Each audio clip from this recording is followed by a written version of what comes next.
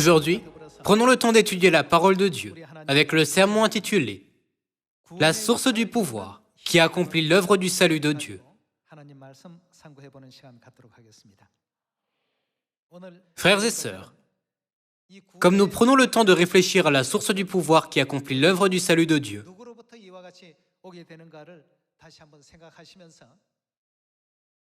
nous devons avoir la foi du publicain qui a prié « Ô Seigneur, je suis un pécheur ». Ne devons-nous pas, nous, les membres de Sion, toujours rendre grâce et nous réjouir de la grâce du salut que nous avons reçue, tout en courant avec force vers le royaume des cieux?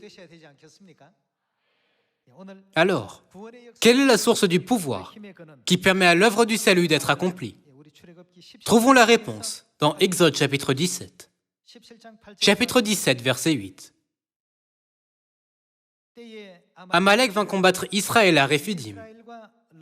Alors Moïse dit à Josué, « Choisis-nous des hommes, sors et combat Amalek. Demain, je me tiendrai sur le sommet de la colline, la verge de Dieu dans ma main. » Josué fit ce que lui avait dit Moïse pour combattre Amalek. Et Moïse, Aaron et Hur montèrent au sommet de la colline. Lorsque Moïse élevait sa main, Israël était le plus fort. Et lorsqu'il baissait sa main, Amalek était le plus fort. Les mains de Moïse étant fatiguées, ils prirent une pierre qu'ils placèrent sous lui, et il s'assit dessus. Aaron et Hur soutenaient ses mains, l'un d'un côté, l'autre de l'autre, et ses mains restèrent fermes jusqu'au coucher du soleil.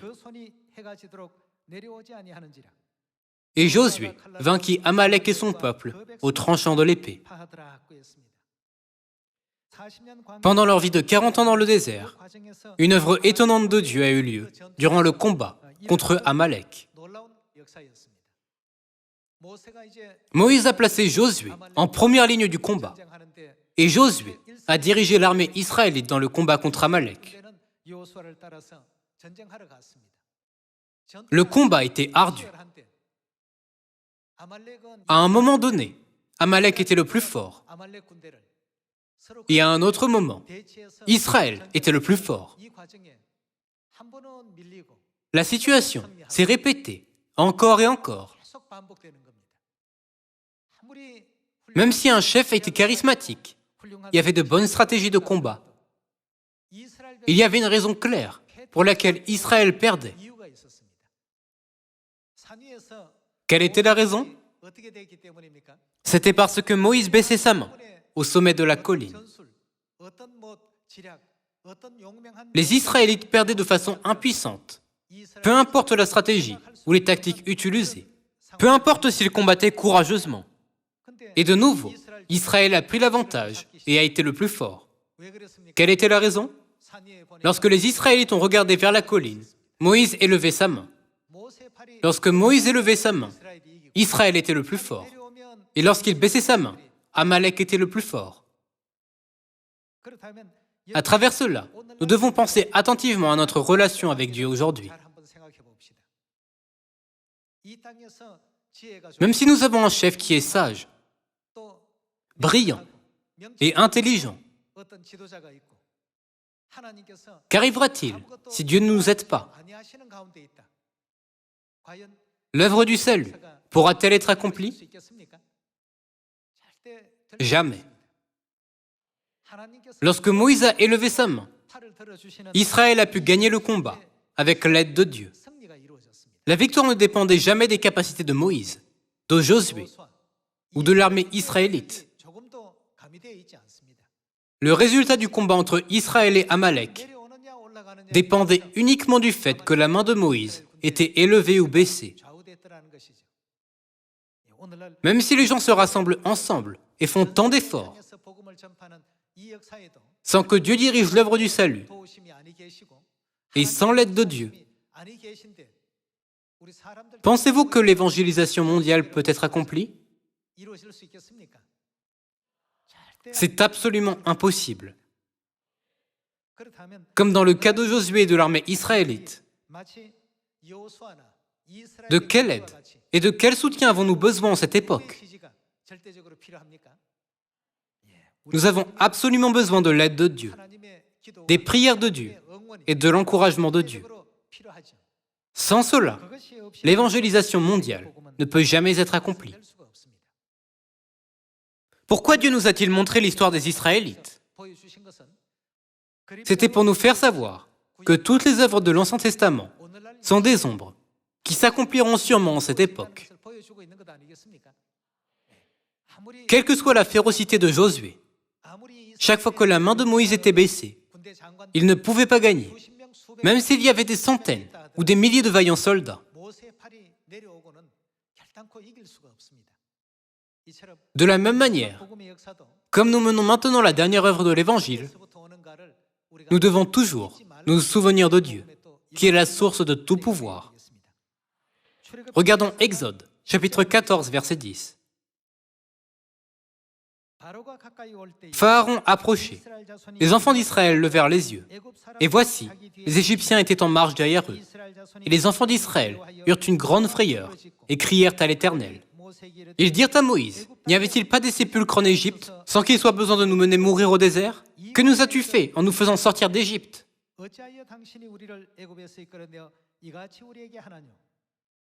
N'est-ce pas là ce que nous te disions en Égypte? Laisse-nous servir les Égyptiens. Car nous aimons mieux servir les Égyptiens que de mourir au désert. Moïse répondit au peuple, ne craignez rien. Restez en place et regardez la délivrance que l'Éternel va vous accorder en ce jour. Car les Égyptiens que vous voyez aujourd'hui, vous ne les verrez plus jamais. L'Éternel combattra pour vous, et vous, gardez le silence. L'Éternel dit à Moïse, pourquoi ces cris? Parle aux enfants d'Israël, et qu'ils marchent. Toi, lève ta verge, étends ta main sur la mer, et fends-la. Et les enfants d'Israël entreront au milieu de la mer à sec. Et moi, je vais endurcir le cœur des Égyptiens, pour qu'ils y entrent après eux. Et Pharaon et toute son armée, ses chars et ses cavaliers, feront éclater ma gloire. Et les Égyptiens sauront que je suis l'Éternel, quand Pharaon, ses chars et ses cavaliers auront fait éclater ma gloire. L'ange de Dieu, qui allait devant le camp d'Israël, partit et alla derrière eux. Et la colonne de nuée qui les précédait partit et se tint derrière eux. Elle se plaça entre le camp des Égyptiens et le camp d'Israël. Cette nuée était ténébreuse d'un côté, et de l'autre, elle éclairait la nuit. Et les deux camps n'approchèrent point l'un de l'autre pendant toute la nuit. Moïse étendit sa main sur la mer, et l'Éternel refoula la mer par un vent d'Orient, qui souffla avec impétuosité toute la nuit. Il mit la mer à sec. Au cours de leur voyage de l'Égypte à Canaan, le pays où coule le lait et le miel, le plus grand obstacle pour les Israélites était la mer Rouge. La mer Rouge était très profonde. Elle était également très large, d'un côté à l'autre. Cependant, lorsque Dieu était avec eux, qu'est-il arrivé à la mer Rouge, qui semblait trop large et profonde pour être traversée? Elle a été instantanément divisée, en permettant aux Israélites de la traverser à sec. La mer Rouge était un grand obstacle que les Israélites ne pouvaient pas surmonter avant que Dieu ne les aide. Ils ne pouvaient rien faire pour traverser la mer. Mais que s'est-il passé? Lorsque Dieu les a aidés et accompagnés, la mer Rouge n'était plus un obstacle, mais elle a plutôt conduit les Israélites à travers un raccourci inattendu. Ce raccourci a aidé les Israélites à traverser facilement la mer et a détruit tous leurs ennemis à la fois. La mer Rouge est devenue un outil important pour leur salut. Lorsqu'ils ont traversé la mer Rouge, ce n'est pas Moïse qui a accompli l'œuvre, ni le bâton de Moïse, ni les Israélites. Même si une génération entière, l'une après l'autre, essayait de retirer toute l'eau de la mer Rouge pour la transformer en terre sèche, cela ne pourrait pas être accompli. Ce n'est pas une tâche qui peut simplement être accomplie avec de grands efforts. C'est impossible. Avec les capacités humaines seulement, cela aurait été totalement impossible. Cependant, quel était le résultat lorsque Dieu l'a fait? Les Israélites se sont retirés, sans savoir quoi faire. Que s'est-il passé lorsque Moïse a élevé sa main? N'avait-il pas un grand pouvoir pour maîtriser tous leurs ennemis? Frères et sœurs, où que nous soyons, si Dieu est avec nous, les obstacles ne seront plus considérés comme des obstacles. Au contraire, l'obstacle devient un outil qui nous aide et nous protège. Nous pouvons voir ce genre d'œuvre montré plusieurs fois dans la Bible. Tous les chefs de chaque tribu ont dû penser, comment pouvons-nous déplacer une population de plus de 3 millions, tous nos biens et les troupeaux de bœufs et de brebis à travers la mer?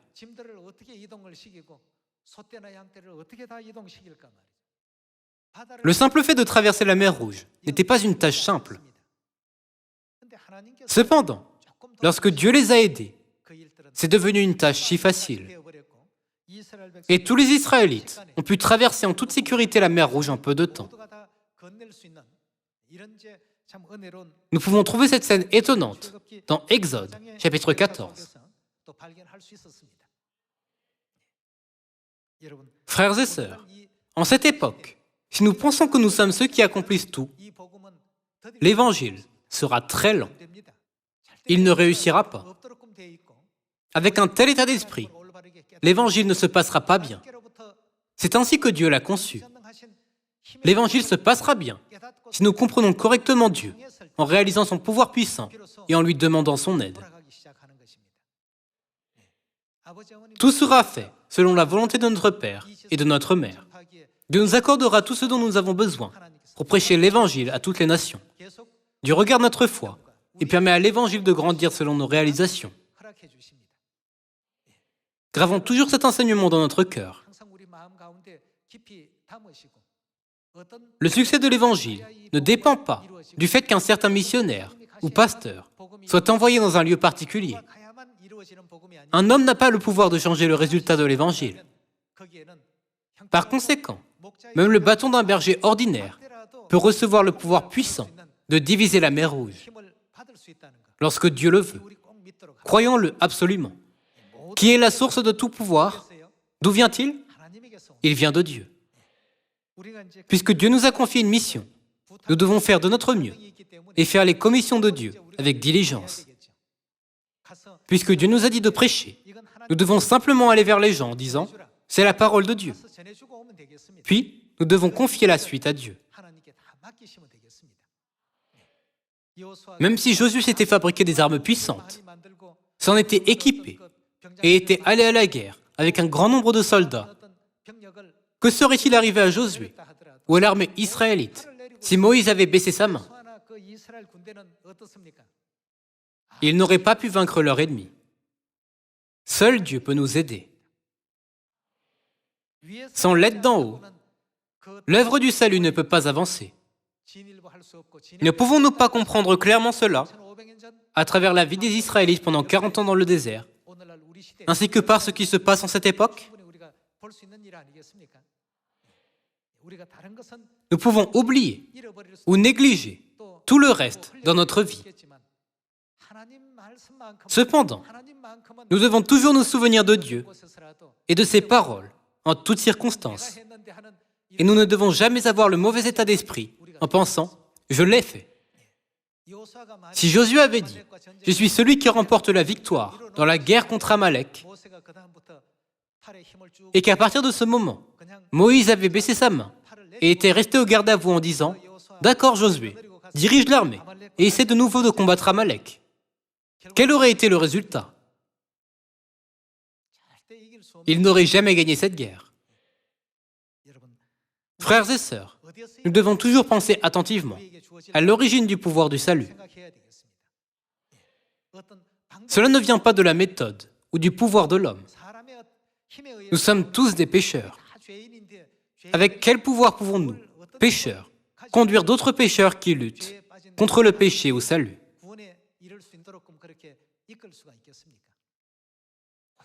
Seuls ceux qui sont revêtus du pouvoir puissant et juste de Dieu peuvent conduire beaucoup d'autres pécheurs au salut.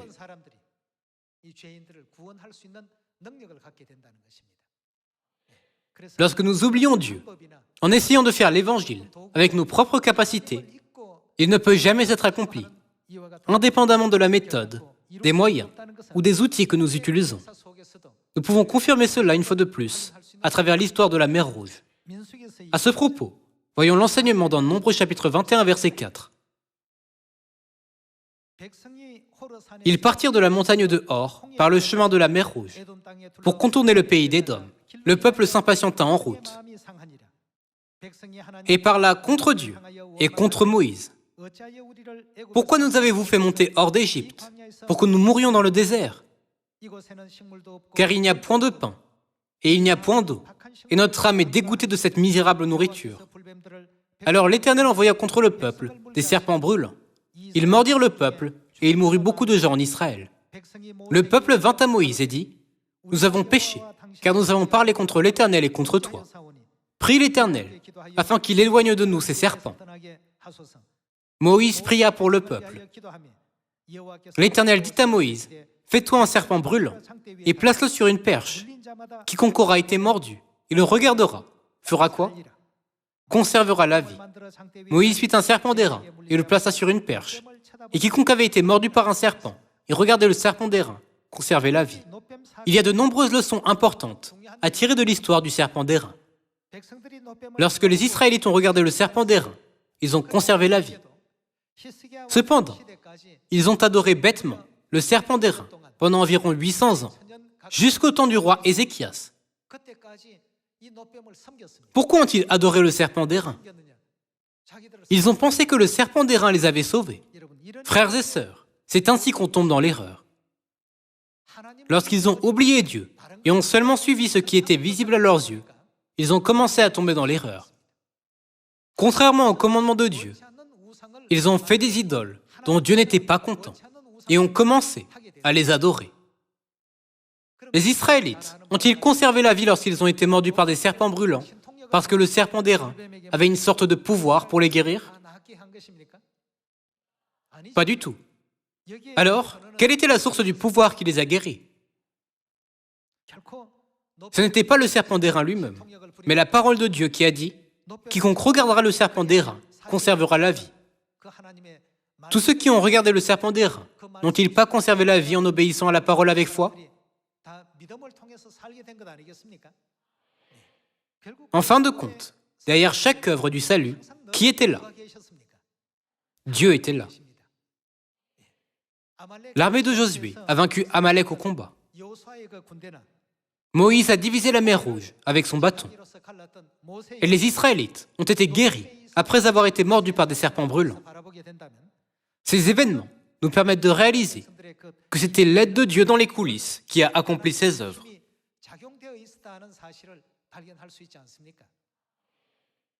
Ayant confirmé ce fait, sur qui devons-nous nous appuyer pour notre salut en cette époque?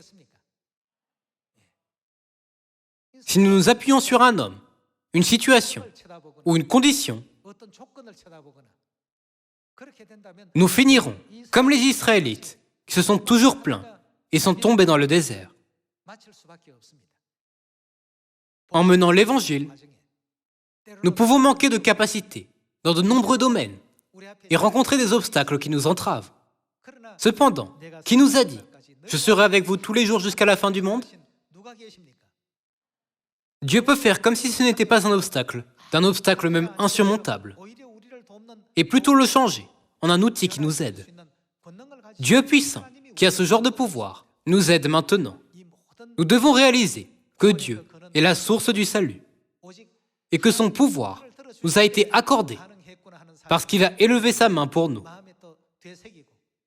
Ne devrions-nous pas graver cette réalisation dans notre cœur en rendant gloire et grâce à Dieu? Pour nous donner une compréhension correcte à ce sujet, Dieu nous a donné un enseignement dans Deutéronome chapitre 8. Chapitre 8, verset 11. Garde-toi d'oublier l'Éternel ton Dieu, au point de ne pas observer ses commandements, ses ordonnances et ses lois que je te prescris aujourd'hui. Moïse a dit que nous ne devions jamais oublier Dieu. L'un des enseignements fondamentaux que nous devons apprendre de la vie des Israélites dans le désert est de ne jamais oublier Dieu. Chaque fois qu'ils rencontraient un obstacle, ils priaient Dieu de tout leur cœur pour recevoir l'aide de Dieu. Ils ont juré de tout consacrer à Dieu si leur prière était exaucée. Cependant, une fois que Dieu a résolu leurs difficultés, Leur cœur a été changé. Même avant de finir leur prière, en disant merci, ils murmuraient déjà et se plaignaient d'autre chose. Frères et sœurs, nous ne devons jamais oublier Dieu. Pourquoi sommes-nous venus sur cette planète Terre en portant la chair? Quel devrait être l'objectif de notre vie sur Terre? Où irons-nous après cette vie sur Terre? Et à quoi ressemblera notre avenir? N'est-il pas vrai que nous pouvons seulement recevoir des réponses à ces questions lorsque nous nous souvenons de Dieu? C'est pourquoi dans Deutéronome chapitre 8, verset 11, Dieu a souligné « N'oubliez pas l'Éternel, votre Dieu ». Verset 12, « Lorsque tu mangeras et te rassasieras, lorsque tu bâtiras et habiteras de belles maisons, lorsque tu verras multiplier ton gros et ton menu bétail, s'augmenter ton argent et ton or, et s'accroître tout ce qui est à toi. » En d'autres termes, lorsque tout se passe bien. Verset 14, « Prends garde que ton cœur ne s'enfle et que tu n'oublies l'Éternel, ton Dieu. » Lorsque tout se passe bien, les gens pensent. Lorsque nous avons tout planifié nous-mêmes et que nous nous sommes entraidés, tout s'est bien passé. Ils oublient totalement Dieu. Ils ne pensent jamais à rendre grâce à Dieu. C'est pourquoi dans Deutéronome chapitre 8, Dieu nous a avertis, « Garde-toi d'oublier Dieu. » Si nous oublions Dieu, quel est le sens de notre vie de foi? Elle n'a pas de sens. Regardons de nouveau Deutéronome chapitre 8, verset 12. « Lorsque tu mangeras et te rassasieras, lorsque tu bâtiras et habiteras de belles maisons, lorsque tu verras multiplier ton gros et ton menu bétail, s'augmenter ton argent et ton or, et s'accroître tout ce qui est à toi, prends garde que ton cœur ne s'enfle, et que tu n'oublies l'Éternel ton Dieu, qui t'a fait sortir du pays d'Égypte, de la maison de servitude, qui t'a fait marcher dans ce grand et affreux désert, où il y a des serpents brûlants et des scorpions, dans des lieux arides et sans eau, et qui a fait jaillir pour toi de l'eau du rocher le plus dur, qui t'a fait manger dans le désert la manne inconnue à tes pères, afin de t'humilier et de faire quoi? T'éprouver, pour te faire ensuite du bien. Lorsque Dieu les a placés dans des situations différentes, ils ont oublié Dieu à chaque fois. Lorsqu'un bon environnement a été donné, ils ont oublié Dieu encore et encore.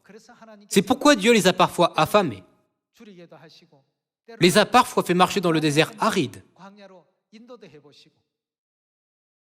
et les a mis dans une situation où ils étaient poursuivis par Pharaon, roi d'Égypte, et l'armée égyptienne. Si Dieu avait ouvert la mer Rouge à l'avance, ils n'auraient pas eu à fuir avec un tel cœur inquiet. Quel était l'objectif de chaque situation que Dieu leur a donnée? C'était afin de les humilier et de les éprouver. Afin de t'humilier et de t'éprouver, pour te faire ensuite du bien. Garde-toi de dire en ton cœur, « Ma force et la puissance de ma main m'ont acquis ces richesses. » Souviens-toi de l'Éternel ton Dieu, car c'est lui qui te donnera de la force pour les acquérir, afin de confirmer, comme il le fait aujourd'hui, son alliance qu'il a jurée à tes pères. Dieu nous a créés, nous, les êtres humains. Dieu est celui qui connaît le mieux la nature et les caractéristiques de l'humanité. Puisque Dieu sait ce qui se passera, il a dit, « Lorsque tu verras s'augmenter ton argent et ton or, et que tout se passera bien, à ce moment-là, n'oublie pas Dieu. » En fait, nous sommes dans cette situation en ce moment. L'année dernière, de nombreux cieux ont été établis dans le monde entier sous les bénédictions de Dieu. Nous ne devons jamais oublier qui a accordé de telles bénédictions. Comme nous vivons sous la bénédiction et la grâce de Dieu cette année, nous devons penser à ceux qui ne sont pas encore de cette bergerie et les conduire rapidement au chemin du salut. Le cœur de Dieu est le plus affligé lorsque nous pensons que nous avons accompli l'œuvre de l'Évangile avec nos propres capacités. Jusqu'à présent, Dieu a bloqué tout mal pour nous, nous a protégés de tout ce qui posait problème, a fait un chemin à partir d'un endroit que nous considérions comme un obstacle et nous a laissé passer en toute sécurité. Mais nous avons souvent pensé que nous allions de l'autre côté avec nos propres capacités. Qu'arrivera-t-il si Dieu cesse de fournir l'aide en disant « Fais tout par tes propres capacités » Nous serons confrontés à de nombreux problèmes. Dieu demeure à Sion. Non seulement Dieu le Père, Mais Dieu la Mère demeure également ici. Notre Dieu Elohim mène l'Évangile, nous encourage et nous fortifie chaque fois que nous sommes fatigués. N'est-ce pas pourquoi nous sommes capables de mener la mission de prêcher dans la Samarie et jusqu'aux extrémités de la terre jusqu'à maintenant? Tout a été donné par le pouvoir de Dieu, pas par mes capacités. Alors permettez-nous d'être les enfants de Sion qui peuvent faire les commissions de Dieu avec diligence. Avec ce genre de prière à Père et Mère, menons l'œuvre de l'Évangile cette année aussi. À ceux qui pensent avoir tout accompli par leur propre capacité, Dieu a dit comme suit, dans 1 Corinthiens chapitre 4. 1 Corinthiens chapitre 4, verset 7. Car qui est-ce qui te distingue? Qu'as-tu que tu n'aies reçu? Et si tu l'as reçu, pourquoi te glorifies-tu comme si tu ne l'avais pas reçu? Dieu a tout donné et tout permis.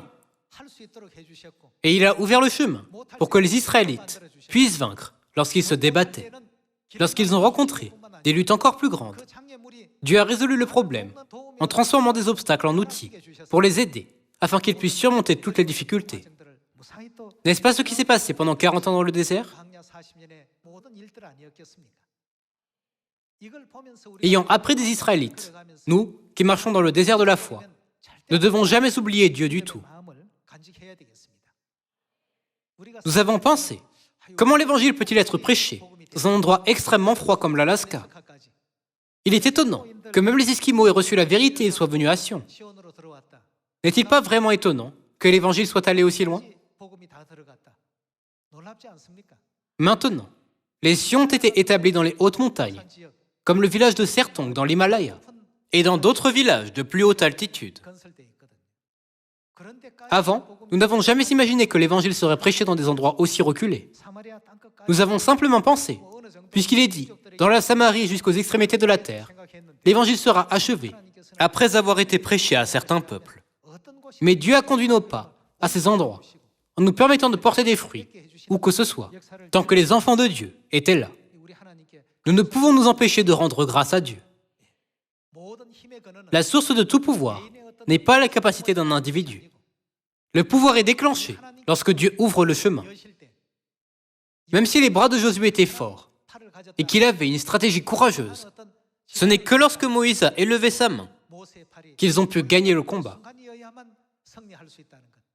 N'oublions jamais cela et demandons à Dieu son aide pour prêcher dans la Samarie et jusqu'aux extrémités de la terre, en priant, Père et Mère, aidez-nous et soyez avec nous, s'il vous plaît. Sans votre aide, nous ne pouvons pas vider toute l'eau de la mer Rouge, même après des milliers d'années. Mais lorsque Dieu l'a fait, un chemin a été tracé dès que Moïse a étendu sa main. Et ce qui était considéré comme un obstacle est devenu un raccourci. Aujourd'hui aussi, aidez-nous, Père et Mère. Soyez avec nous. Puisque vous avez promis d'être avec nous tous les jours jusqu'à la fin du monde, soyez avec nous jusqu'à la fin, et même dans le royaume éternel des cieux. Donnez-nous le pouvoir et la force. Comme cela, menons toujours l'œuvre de l'Évangile en priant sincèrement.